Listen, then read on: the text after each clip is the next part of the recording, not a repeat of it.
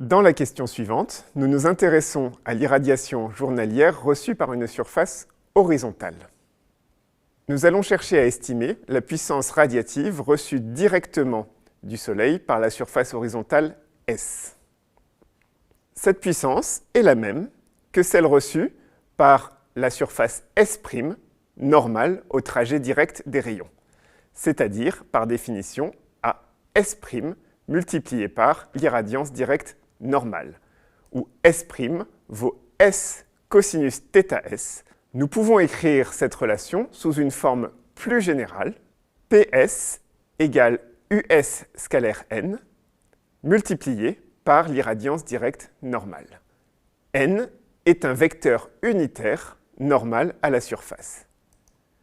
US est un vecteur unitaire pointant vers le Soleil. Cette forme plus générale s'avérera utile lorsque nous nous intéresserons au cas de l'irradiance sur une surface inclinée. Le calcul numérique de cette composante directe, sous Excel, ne présente pas de difficultés particulières. Nous obtenons ainsi la courbe de la composante directe de l'irradiance sur une surface horizontale. Nous allons ensuite vérifier qu'en lui ajoutant la composante diffuse mesurée expérimentalement, nous retrouvons bien l'irradiance globale mesurée expérimentalement. Dans la dernière question, nous nous intéressons au cas général de l'irradiance reçue par une surface fixe inclinée. Nous pouvons reprendre l'expression établie dans le cas d'une surface horizontale. Dans le cas d'une surface inclinée, nous devons toutefois corriger un peu cette formule pour remplacer par la valeur 0 les valeurs négatives que peut prendre l'irradiance directe. On obtient des valeurs négatives de l'irradiance directe lorsque US scalaire S est négatif, ce qui correspond en pratique au cas où le Soleil est derrière la surface. En coordonnées x, y, z, le vecteur n a pour composante cosinus bêta selon l'axe z, sont projetés dans le plan xy, a pour norme sinus bêta, et ses coordonnées selon les axes x et y sont donc sinus bêta cosinus alpha et sinus bêta sinus alpha. On exprime de même les coordonnées du vecteur unitaire US. Ceci permet de calculer le produit scalaire US scalaire n. Avec un peu de trigonométrie, on obtient aisément la formule suivante. Dans notre application numérique, nous définissons alpha et bêta comme paramètres et nous leur donnons des valeurs initiales. Nous pouvons ensuite entrer l'expression du produit scalaire US scalaire n.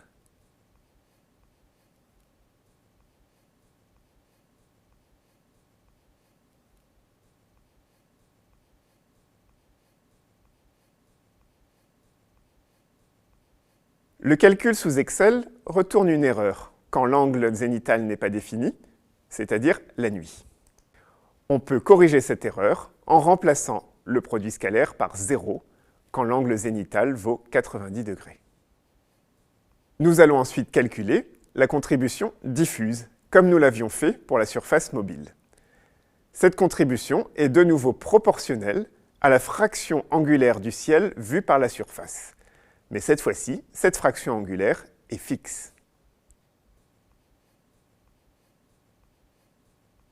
Finalement, nous allons de nouveau calculer l'irradiance globale en additionnant l'irradiance directe et l'irradiance diffuse. L'irradiation journalière s'obtient de nouveau en intégrant numériquement l'irradiance globale.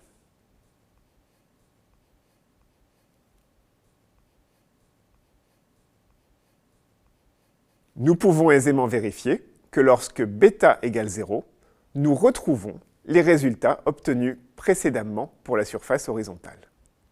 Dans une optique d'intégration du photovoltaïque au bâtiment, il est intéressant de se poser la question de l'irradiation qui peut être collectée par une surface verticale, en particulier pour les pays émergents, où les surfaces disponibles sont essentiellement verticales.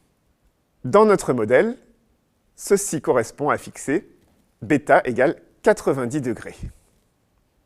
Nous pouvons faire varier alpha pour étudier le cas d'une surface orientée vers le sud, alpha égale 180 degrés, vers l'est, alpha égale 90 degrés.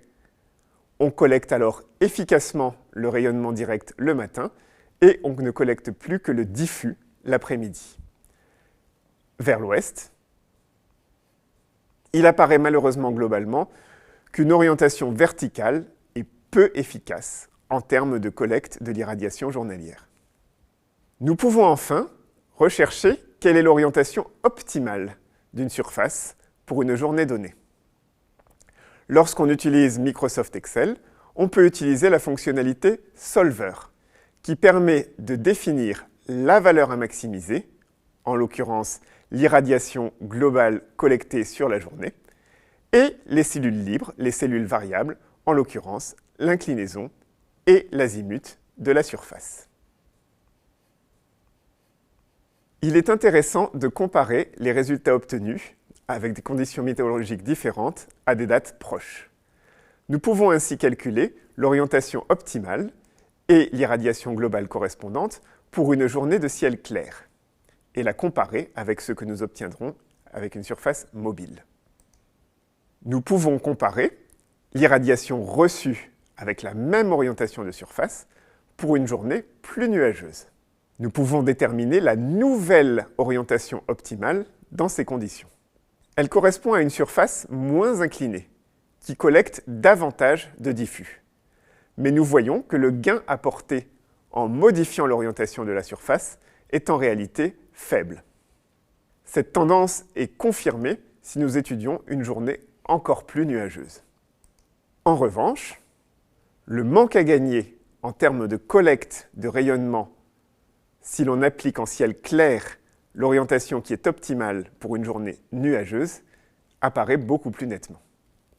Enfin, il est intéressant de comparer l'irradiation collectée pour des journées de ciel clair à différentes saisons. Sur le campus de Palaiseau, il ne m'a malheureusement pas été possible de trouver un exemple de journée de ciel clair un 21 juin dans les dernières années. L'exemple fourni correspond donc à une journée de ciel clair début juillet. Nous pouvons calculer, avec la méthode que nous avons élaborée précédemment, l'orientation optimale de la surface dans ces conditions météorologiques. Pour terminer, nous allons comparer l'irradiation journalière collectée pour des journées de ciel clair à différentes saisons. Le premier exemple correspond à une date proche du solstice d'été. Pourquoi pas la date du solstice d'été? Parce que je n'ai pas trouvé dans les archives météorologiques du campus de Palaiseau de journée de ciel clair à cette date. Deuxième exemple correspond à une date proche de l'équinoxe d'automne.